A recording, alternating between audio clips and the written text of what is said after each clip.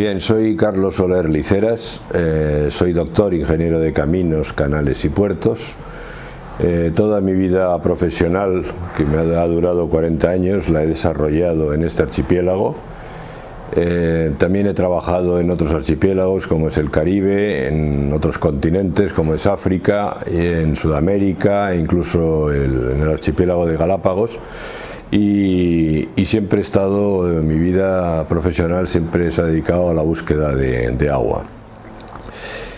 Los 7 primeros años de mi vida profesional los dediqué a la investigación en materia de aguas. Estaba trabajando con el Ministerio de Obras Públicas aquí en Canarias, con el Servicio Geológico de Obras Públicas y Urbanismo, y luego pasé al Servicio Hidráulico y posteriormente a la Consejería de Obras Públicas y siempre en la Dirección General de Aguas. Bien, en esos 40 años de investigación, que fueron 7 y los demás, los restantes, los 33 restantes haciendo obras hidráulicas, he hecho balsas, 5 en concreto, 5 grandes balsas, pero sobre todo me he dedicado al agua subterránea. He perforado 6 galerías, con un total de 11 kilómetros de perforación. Debido de pozos he perforado 2 y sondeos he debido de marcar más de 200. En total, el equipo que dirigía yo en la Dirección General de Aguas puede decir con orgullo que ha sido el que más agua ha obtenido de las Islas Canarias. La hemos valorado hace poco, porque yo me acabo de jubilar, la hemos valorado en alrededor de unos 1000 litros por segundo. En unidades de Canarias, 7000 pipas hora sería el valor del agua que ha conseguido ese equipo. Bien, por esa razón, por lo que acabo de decir y por el trabajo que he hecho, pues he sido acreedor de varias distinciones. Tengo el premio Agustín de Betancur a la mejor obra civil. Soy miembro de la Real Academia de Medicina de Zaragoza por el descubrimiento de la Fuente Santa. Soy socio de honor de la Comunidad de Regantes de San Andrés y Sauces, que por la construcción de las balsas de Dellamen y Bediesta, y soy también miembro científico de la Reserva de la Biosfera en la isla de La Gomera. Bien, por todo esto yo creo que lo que les debo de hablar es del agua y la energía, que ha sido siempre lo que ha sido mi vida profesional. Y yo empezaría diciéndoles que ha sido una suerte trabajar en Canarias, porque en Canarias debe de ser el sitio del mundo en el que se ha buscado agua con mayor afán y con mayor éxito. No hay ningún sitio en este planeta en el que se hayan hecho los logros que ha hecho Canarias en materia de agua. Todo ha sido debido a que Canarias es una región muy parca en lluvias. Hay que pensar que tiene la mitad de la pluviometría de la península, y la península es uno de los países más secos de Europa. Y al fin y al cabo, con esa parquedad de lluvia, Canarias se ha dedicado siempre a desarrollar sectores que son grandes consumidores de agua. Son sectores como han sido primero el plátano, después de la conquista, como luego fue, primero la caña de azúcar, luego fue el plátano y ahora mismo son los turistas. En cualquier caso, los 3 son grandes consumidores de agua, y por eso el canario ha tenido que desarrollar la tecnología en el agua. Esa tecnología que ha desarrollado se ha amparado en 4 maneras de producir agua. Las 4 maneras que tiene el hombre de producir agua en una isla serían a partir del agua subterránea, a partir del agua superficial, captándola, o desalando el agua del mar, o reutilizando las aguas depuradas. Bien, podríamos decir que Canarias es pionera tanto en desalación como en reutilización. No es experta, pero sí es pionera, porque la desaladora de Lanzarote fue la segunda que se colocó en España y una de las primeras de Europa. En la reutilización podríamos decir que el sur de Gran Canaria ha sido pionero en usar el agua reutilizadas. La desalación y la reutilización tiene unas ventajas, que es disponer de agua mientras tengas un océano. Pero tiene unos inconvenientes, tiene unos graves inconvenientes, que es la contaminación que produce, una doble contaminación. Primero, porque para desalar se necesita introducir energía en el sistema, y esa energía hoy por hoy en Canarias se produce en el más del 90% por petróleo, quemando petróleo. La segunda contaminación, que es muy preocupante también de las desaladoras, es que están contaminando el litoral.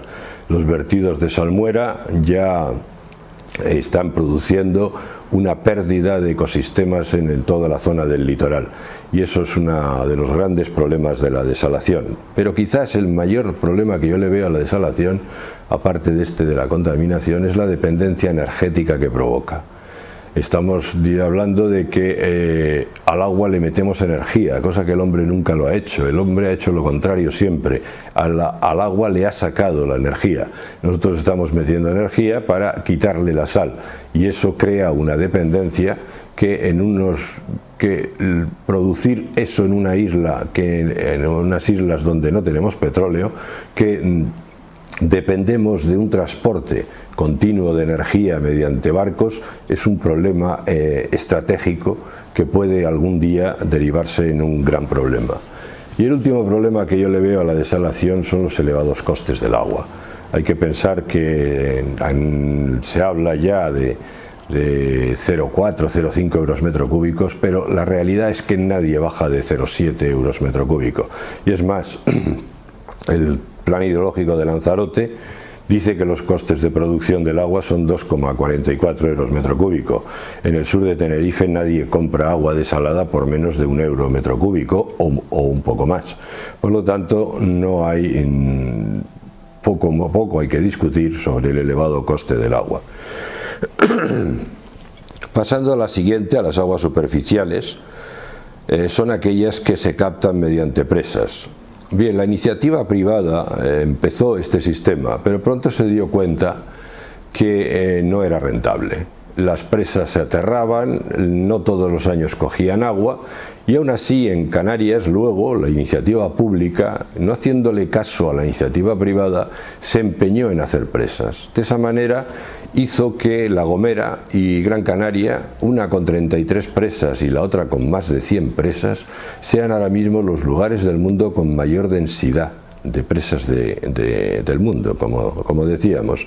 Bien, esa proliferación tan excesiva de presas ha dejado claro dos cosas. Primero, que los emplazamientos ya están agotados, ya no hay más de lo que ya se ha hecho. Ningún emplazamiento hay bueno, porque si no ya lo habría hecho el Ministerio. Pero además también ha demostrado otra cosa: el agua superficial no es una solución para Canarias. Ahora mismo, actualmente, el agua superficial, la captación de presas, por motivos que se pueden explicar, que son por inconvenientes que tiene por la orografía y por la permeabilidad de los embalses, lo que se puede decir es que el agua que ha obtenido no es significativa, porque apenas superan el 5% de la totalidad del agua de la isla. Donde de verdad Canarias es pionera y es experta, y donde su tecnología se puede exportar a todo el mundo. Yo, de hecho, cuando yo decía en mi presentación que he estado en África, he estado en Sudamérica, yo lo que he hecho ha sido exportar lo que yo he aprendido aquí en Canarias. Esa tecnología que hablo de exportar y que es pionera y experta de Canarias es la captación de agua subterránea. No hay sitio en el mundo donde se haya perforado con ese afán y con ese éxito tal y como ha sido en Canarias. Hay ahora mismo todas las islas pueden enseñar cuál es la forma de captar agua. Desde islas como Fuerteventura, que se han intentado especializar en coger el agua que corre, a islas como Tenerife y La Palma, que se han centrado en, sobre todo, buscar el agua en el subsuelo. Toda esa tecnología, pero sobre todo la de coger el agua subterránea, ha convertido a Canarias en una escuela de hidrogeología mundial. Hay pocos sitios donde se pueda aprender tanto como es en Canarias, donde uno pueda entrar en una galería y recorrer el acuífero. Uno dentro de una galería ve el acuífero, lo pisa, incluso hasta en los pozos puede llegar hasta nadar en el acuífero, cosa que los expertos hidrogeólogos de todo el mundo ni intuyen, ni siquiera se pueden imaginar que existan estas facilidades. Nosotros en Canarias, los hidrogeólogos, no tenemos que imaginarnos nada, porque no tenemos más que entrar y verlo, cosa que ya llevamos de ventaja sobre todos los demás. En estas islas hay 2000 galerías perforadas, galerías de hasta 6 kilómetros de profundidad. Las galerías son túneles de pequeña sección, normalmente de 1,5 metros por 1,80 m, aunque las galerías que hemos hecho nosotros, el equipo que yo he dirigido, hemos llegado a hacer galerías de 4 metros por 4 en la que se podía entrar con vehículo. Como yo les decía, hay galerías de hasta 6 kilómetros y en total hay perforados en este archipiélago unos 2.500 kilómetros. Para que se den cuenta de la envergadura, si pusiéramos una galería detrás de otra, podríamos emboquillar la primera aquí mismo y saldríamos por Madrid por la Puerta del Sol. Iríamos por debajo del subsuelo hasta Madrid. Esa es la envergadura de las obras que hay en Canarias. Además de las galerías están los pozos. Hay alrededor, censados, 4.000 en todo el archipiélago, aunque yo creo que puede haber en realidad casi el doble de los que yo les he dicho.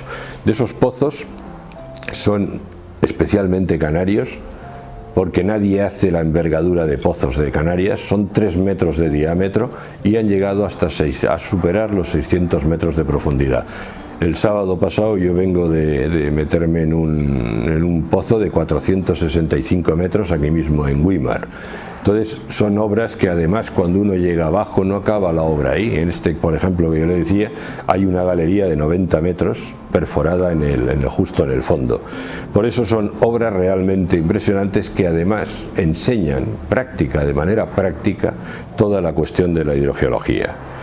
Bien, lo que sí está claro es que las aguas subterráneas son las que le han dado la solución al problema del agua a las Islas Canarias.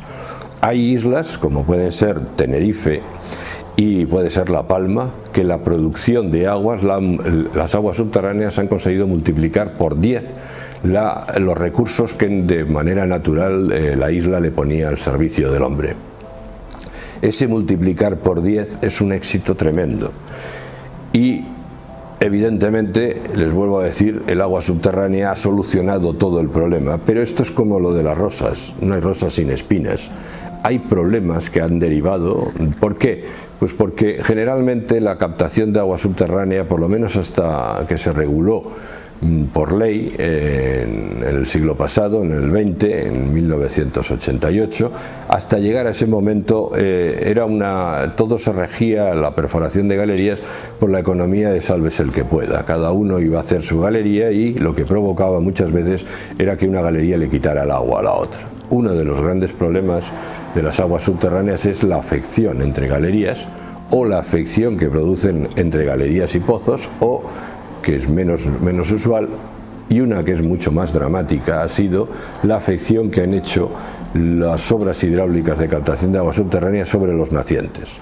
Ese ha sido uno de los grandes errores de esta tecnología de agua subterránea. Para que se hagan una idea, y basta con 2 números, Gran Canaria ha perdido de los 5.000 nacientes 4.000, se ha quedado en unos 1.000 nacientes con unos caudales que han disminuido, puede que a la milésima parte del caudal que tenían de manera natural.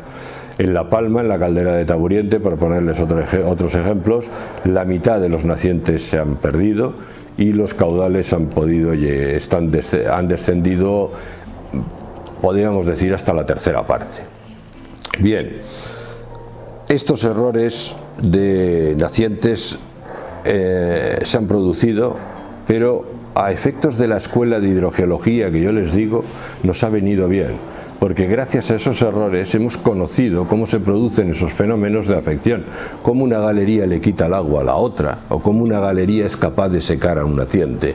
Y por esa razón también hemos aprendido a cómo poder volver a dar otra vez los caudales en un caso u en otro. Hay también otros errores, por ejemplo el haber producido intrusión marina. Siempre eso es una contaminación que se produce en los pozos de la costa, que el caudal va degenerando, cada vez se saca de peor calidad y cuando llega a una cierta calidad el pozo se abandona. Ese abandono de infraestructura es uno también de los grandes errores, y otro también evidentemente la contaminación de las aguas subterráneas dentro del litoral.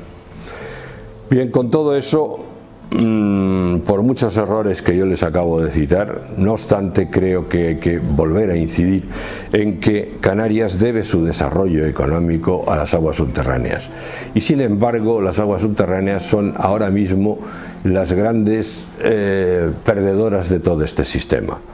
Desgraciadamente la política hidráulica ahora mismo, que está en manos de técnicos y políticos, esa política hidráulica se decanta estrepitosamente por la desalación. Para mí es un completo error, porque yo no desalaría nunca a no ser que no tuviera recursos. Si tengo recursos, priorizo los recursos, y cuando ya no los tenga es cuando me meto en desalación, porque no hay que olvidar que la desalación no es un agua de recurso, es un agua que mientras dependa del petróleo es por decirlo de alguna manera, es emplear energías de reservas y por tanto contaminantes. Bien, prima la desalación y la reutilización ahora mismo en los planes hidrológicos. Se abandonan las aguas subterráneas, las galerías y los pozos están yendo hacia atrás, las subvenciones que dan los consejos insulares no da para mantener las infraestructuras, y ahora mismo cualquier aumento de agua que se solicite dentro de una isla que haga falta, el técnico y el político se decanta inmediatamente por la desalación y nunca piensa en si hay agua o no hay agua subterránea. Si seguimos así, la tecnología canaria de agua subterránea, de la cual le digo que era para exportar a nivel de todo el mundo, esa tecnología en 1 o 2 generaciones desaparecerá. Y eso sí sería lamentable, porque no solo es los conocimientos, sino también toda esa infraestructura de túneles y de pozos que hay hecho. Se pierde una escuela cuando realmente lo que debería de estar el canario es orgulloso de la escuela que ha logrado. En 150 años ha conseguido unas obras de captación que causan el asombro de todo aquel que viene de fuera. Pero como pasa siempre, tienen que ser los de fuera los que nos digan qué es lo bueno que tenemos nosotros dentro. ¿Quiénes son los culpables? Los culpables son evidentemente, los primeros son los técnicos, los ingenieros. Y son culpables por desconocimiento. Y son culpables por facilidad de ejecución. Es mucho más fácil construir una desaladora, aunque sea 10 veces más cara, que no perforar una galería. La desaladora tiene el éxito clarísimo. La galería puede que uno se equivoque y la deje seca. Eso es lo que hace al técnico que escoja. También es verdad que el técnico no tiene hoy en día los conocimientos. Para que se den cuenta, ninguna de las 2 universidades que existen ahora mismo, en este preciso momento, en este curso, no hay nadie que explique la tecnología de la construcción de las obras hidráulicas de captación de agua subterránea de Canarias. Con lo cual se va a perder irremisiblemente ese conocimiento. Pero también tienen la culpa los políticos, porque los políticos no se asesoran de quien no les diga una solución que no pasa por ser quizás más ostentosa. Para un político es mejor inaugurar una desaladora que no inaugurar el brocal de un pozo o la puerta de una galería. Eso les lleva a ellos a escoger esto. Mientras todo esto pasa, se están diciendo cosas realmente asombrosas sobre el agua subterránea. ¿Para qué?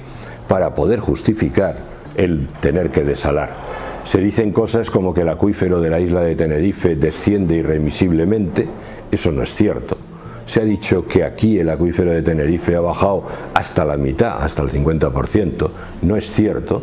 Según el mismo plan hidrológico que ha hecho el Consejo Insular de Aguas, si uno tiene en cuenta dónde estaba el agua en el año 29, que lo aportan en el plan, y dónde estaba en el año 99, que lo dan también, se dan cuenta uno que en 70 años de producción la mayor parte del acuífero no ha bajado ni el 5%.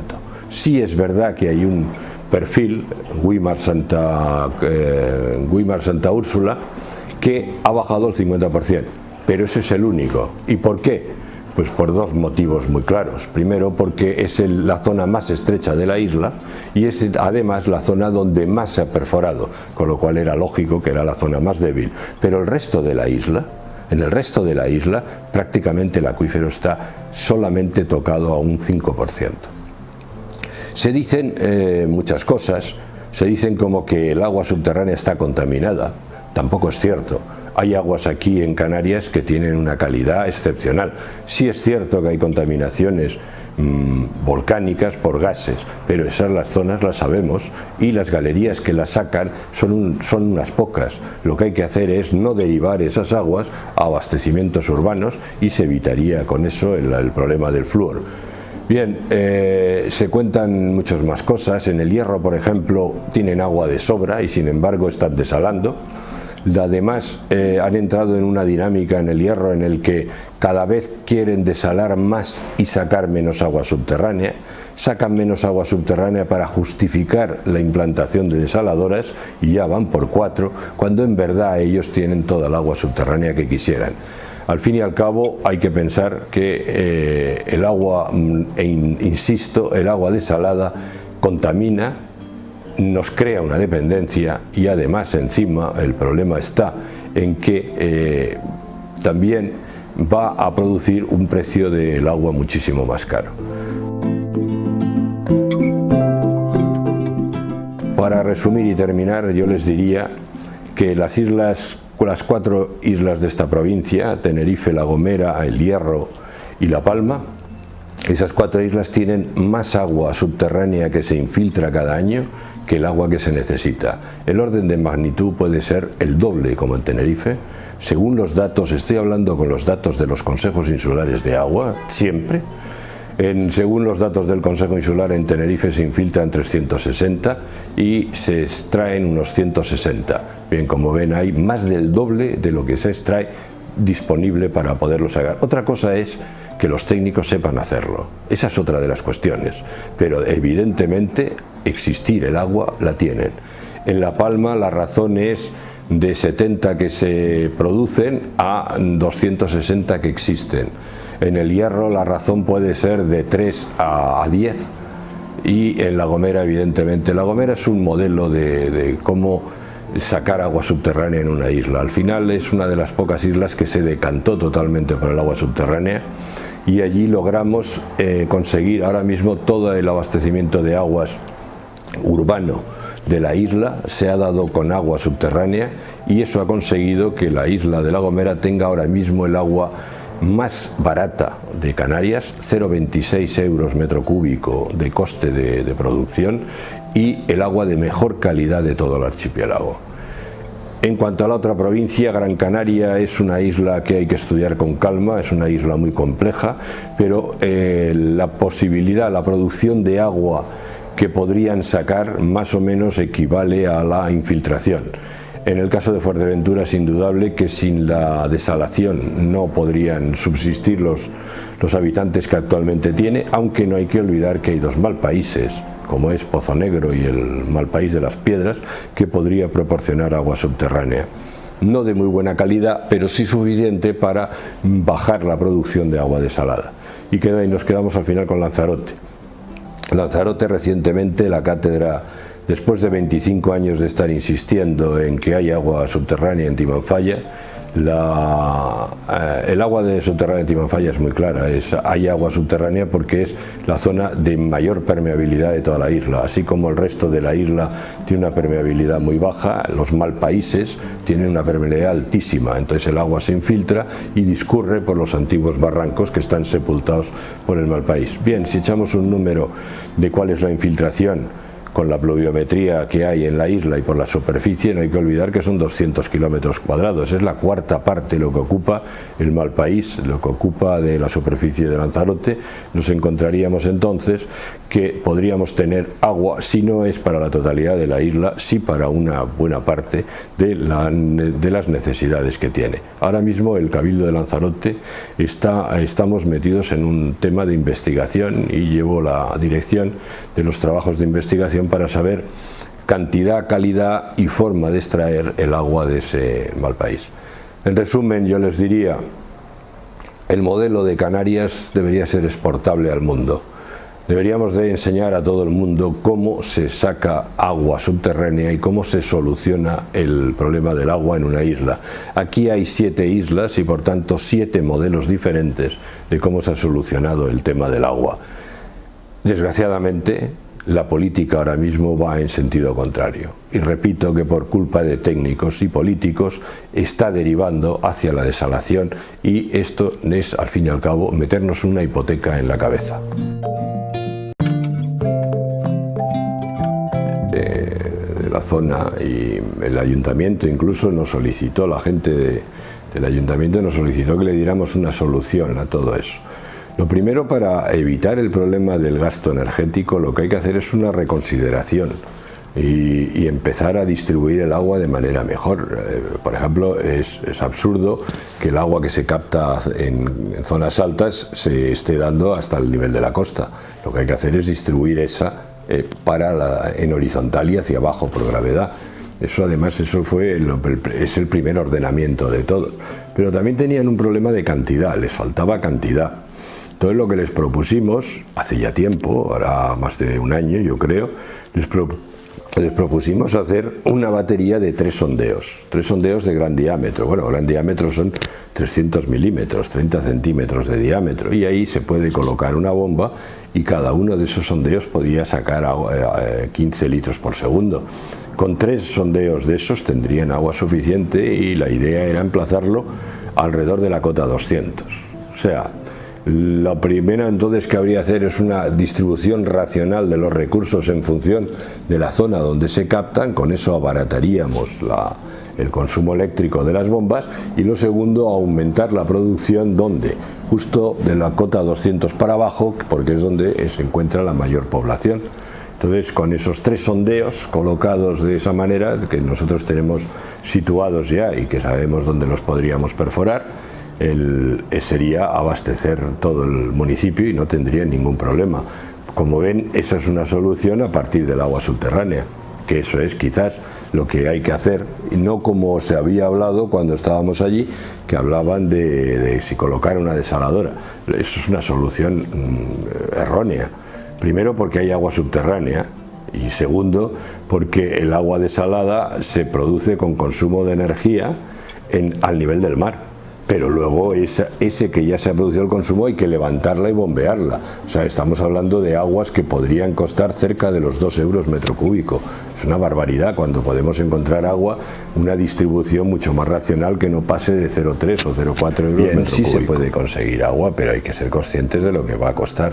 No hay que olvidar que nosotros lo que proponemos es agua subterránea. Bien, como mucho podremos encontrar un emplazamiento para una galería, que sería la cota 200, pero desde ahí hasta donde sea el consumo, evidentemente va a haber que elevarla. Lo que sí también es cierto es que con toda la cuestión del ecoeje, lo que se puede hacer es hacer que ese bombeo que se haga con energías renovables. En ese caso el precio puede ser prácticamente gratis, si es que se consigue saber obtener esa energía.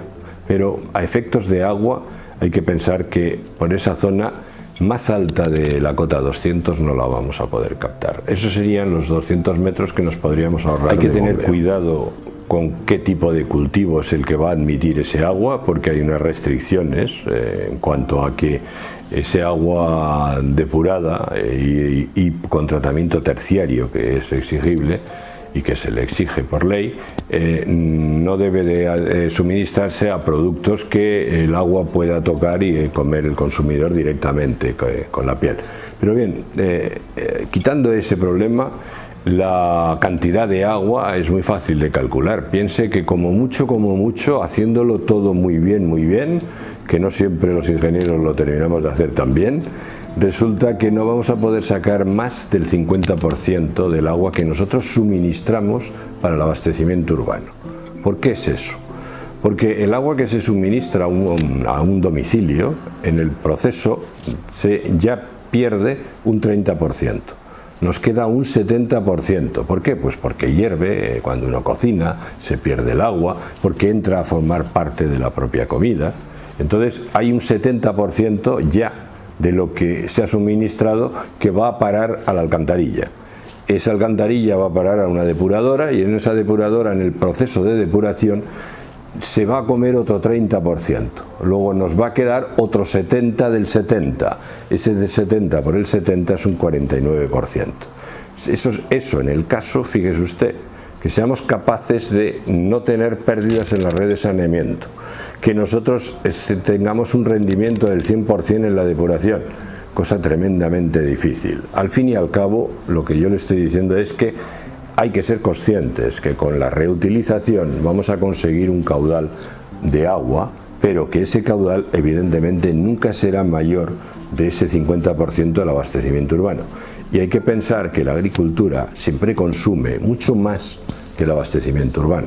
Por lo tanto, ese volumen de agua no solucionará la demanda agrícola, pero sí evidentemente puede ser un buen porcentaje que abarate toda la producción de agua para la agricultura. No se puede asociar la energía renovable directamente a una desaladora. Eso no se puede hacer, lo dicen mucho y lo cuentan, pero eso es imposible. ¿Por qué? Porque la desaladora, desde que arranca, tiene que funcionar de manera continua, no puede parar. Si yo en cambio le pongo una renovable, la renovable tiene una tiranía tremenda, porque la renovable, tanto si es eólica como si es solar, hay momentos en que no se produce.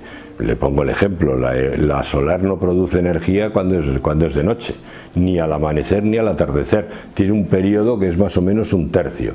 Luego yo no puedo hacer depender la energía fotovoltaica para que funcione una desaladora. Porque esa, a no ser que sobredimensione toda la potencia para poder almacenar energía y me satisfaga, pero para eso tendría que multiplicar por 3 la potencia de la fotovoltaica. ¿Se da cuenta? En cuanto al viento pasa lo mismo, también le pasa igual. ¿Qué es lo que en verdad sucede?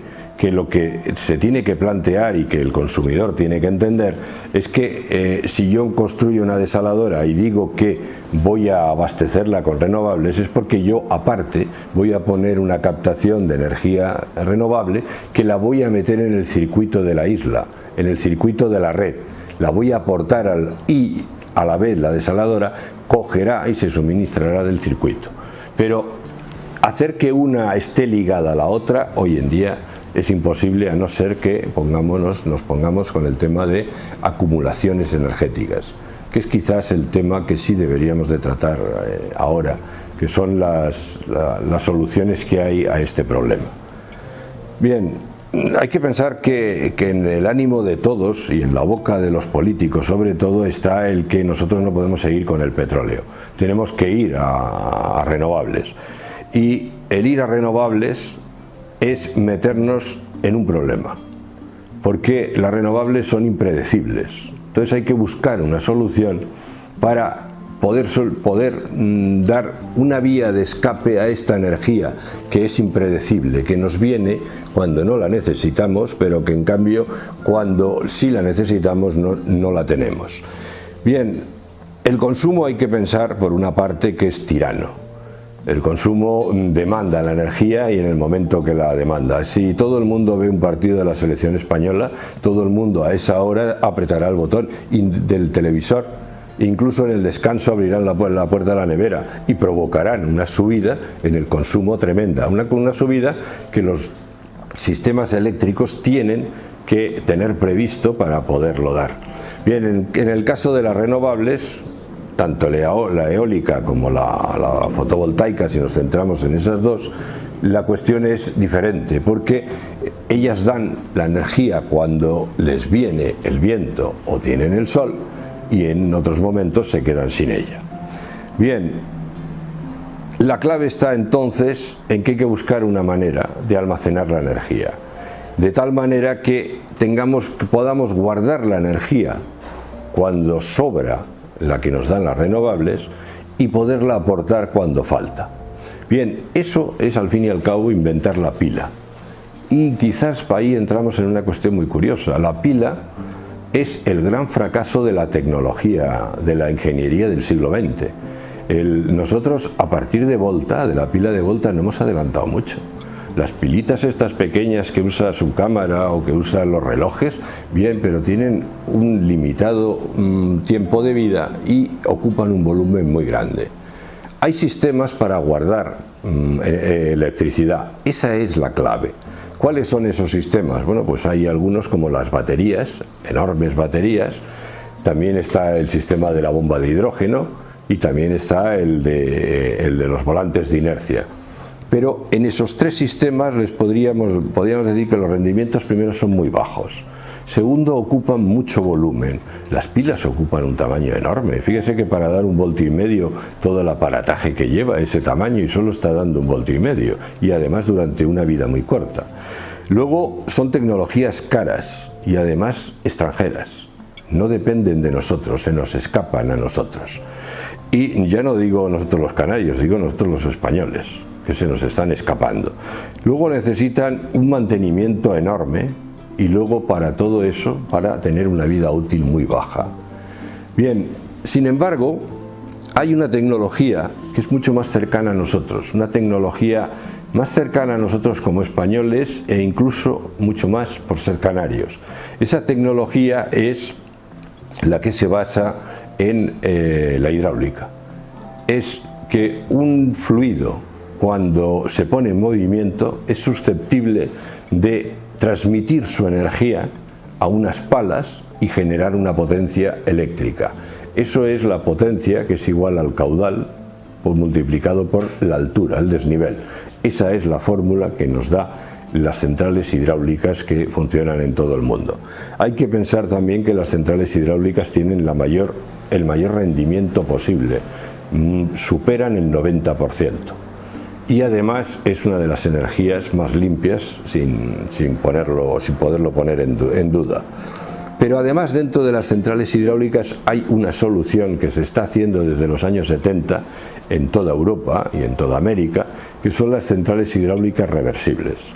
Las centrales hidráulicas reversibles consisten en dos embalses a diferente altura, unidos por una conducción. Esa conducción tiene además una estación de bombeo y una estación de turbinado. ¿Cómo funciona el sistema? Cuando sobra energía, que la dan las renovables, se coge el agua y se bombea, y se coloca en el embalse alto. Cuando falta energía, se baja el agua, se turbina y se genera electricidad.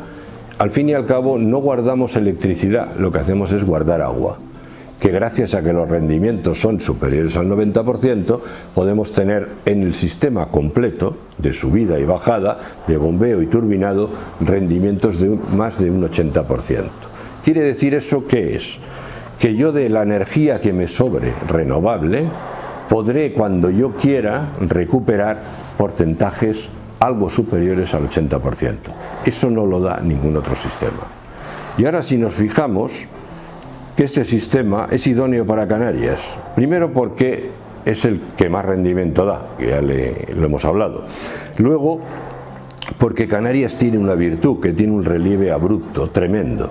Hay pocos sitios en el mundo que superen en lo abrupto del relieve a las islas volcánicas. Hay que pensar que la isla con mayor pendiente del mundo es Fogo en Cabo Verde y la siguiente es el Hierro en el Mar de las Calmas, en el Hulan.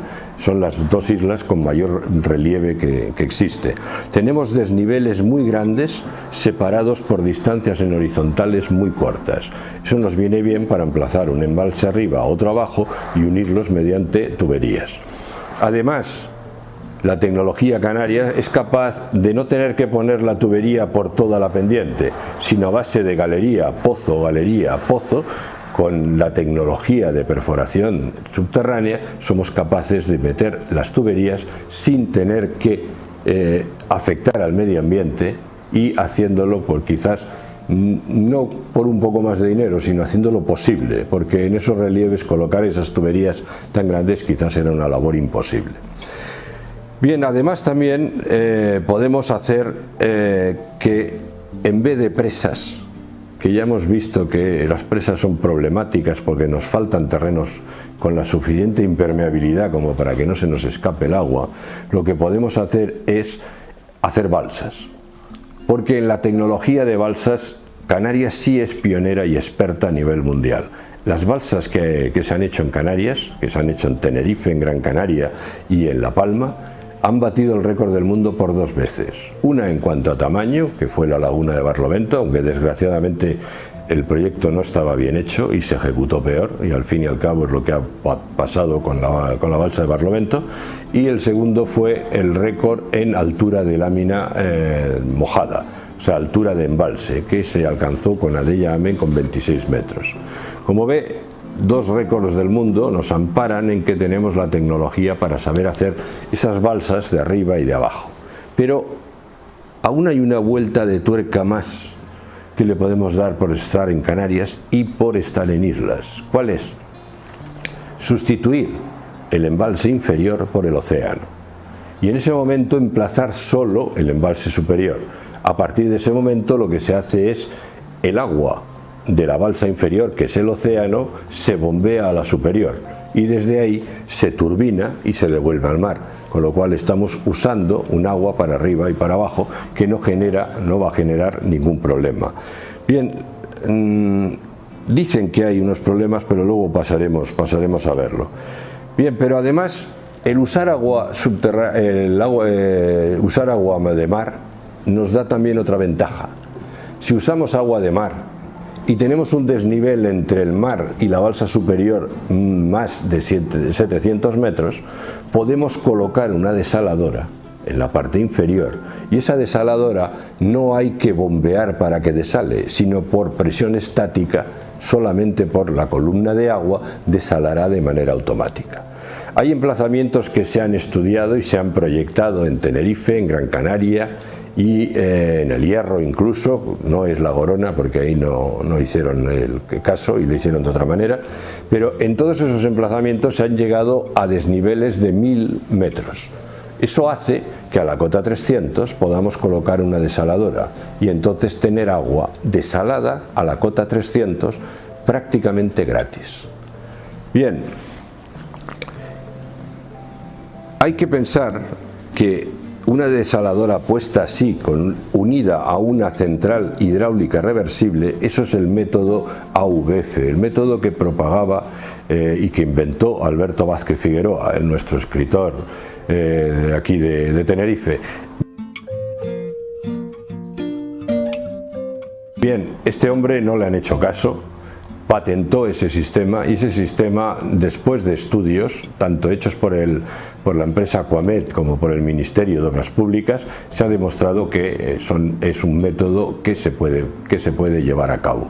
Es un método que además hay que pensar que primero ahorra la balsa inferior.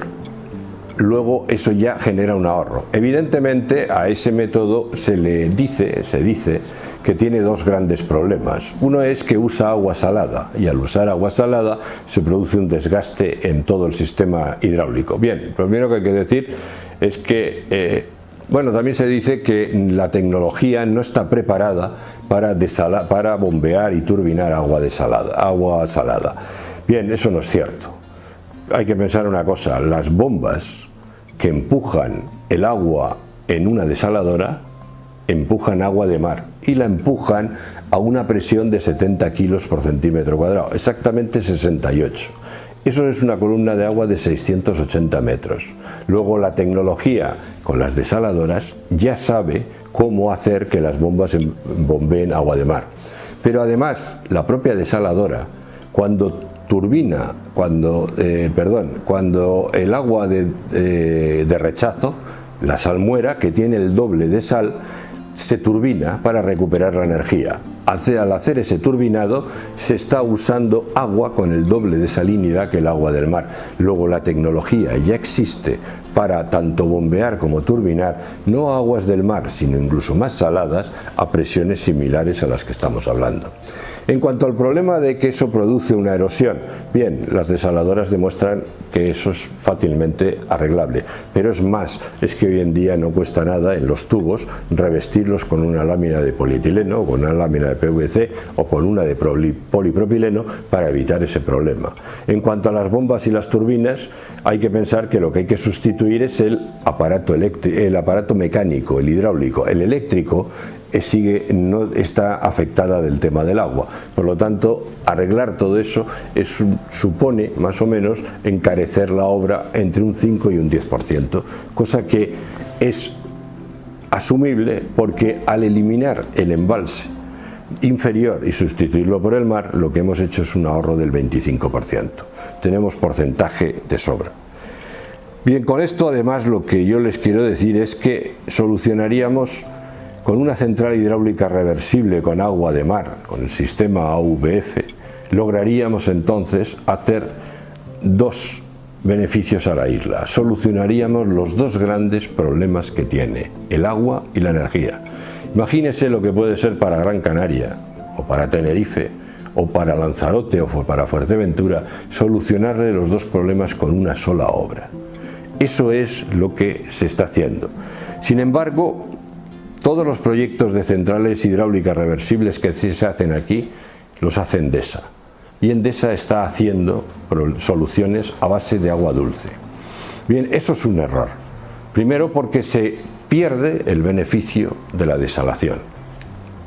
Y el segundo error es que al usar agua dulce, lo que se hace es un secuestro de la cantidad de agua. Ese agua ya queda disponible para subirla y bajarla, por lo tanto no se puede usar ni para el abastecimiento urbano ni para el abastecimiento agrícola. Bien, ¿qué hace entonces Endesa ante ese problema? Hace una solución que le conviene a Endesa, pero que no nos conviene a nosotros. ¿Qué hace? Se queda con el agua y a cambio pone una desaladora, que es la solución que va a hacer en Chira, Soria. Bien, ¿qué es lo que pasa con esa solución? Fíjense que con una reversible queremos solucionar el problema y lo primero que hacemos es meter una desaladora más, con lo cual lo que hacemos es incrementar el consumo energético. Mal empezamos, si empezamos así. Entonces, pudiéndose evitar metiendo agua desalada, ¿por qué? Digo, perdiendo agua salada, ¿por qué esta manía de Endesa de meter agua dulce? Para ponerle otro ejemplo, la Gorona del viento en la isla del Hierro es otro de los grandes errores. Se ha hecho un dispositivo con una balsa arriba y una balsa abajo y se ha tenido que poner una desaladora para poderla llenar. Tiene más errores la Gorona porque el volumen de arriba es el doble que el de abajo, porque ha metido dos tubos de entrada y salida. Tiene muchísimos errores la Gorona que, bueno, evidentemente ya se están viendo los resultados y la gente ya está viendo lo que ha pasado con la Gorona. Pero hay que pensar que quizás el problema de Endesa es que Endesa lo que quiere es solucionar su problema y Endesa lo que quiere es quitarse de encima la energía reactiva, la energía que le viene al sistema sin poderla controlar. Entonces necesita algo con que quemarlo y eso es evidentemente un bombeo, que es para lo que está sirviendo ahora mismo desgraciadamente la Gorona.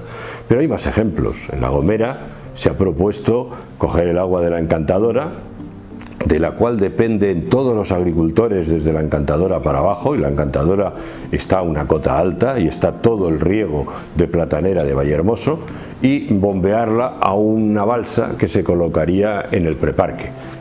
Me parece una verdadera barbaridad colocar en el preparque una balsa cuando no hace falta todo eso. Pues la mejor solución en La Gomera es irse al otro lado, al sur, y sacar el agua del mar y bombearla hacia arriba, hacia el norte.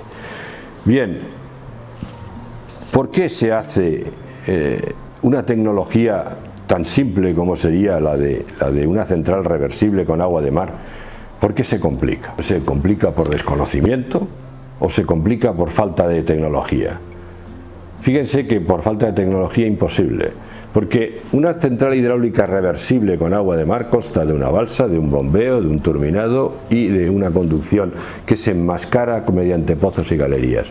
Si cogemos cada uno de esos trozos de la obra por separado, una balsa, pozo, galería, central de bombeo, conducciones, todo eso lo hemos hecho ya en Canarias. Aquí hay elevaciones, por ejemplo en La Gomera, que llegan a 1200 metros de altura, de desnivel, con caudales de 50 litros por segundo. Hemos hecho galerías de 6 kilómetros de longitud, hemos hecho pozos de 600 metros de profundidad y hemos hecho balsas que han llegado sin que se les escape el agua aquí en Tenerife hasta los 800.000 metros cúbicos. ¿Por qué entonces pensar que la tecnología no la tenemos? Lo único que nos falta es coger todas esas partes, unirlas en una sola obra. Una sola obra que, como les digo, solucionaría el problema del agua y la energía a partir de energías renovables para siempre.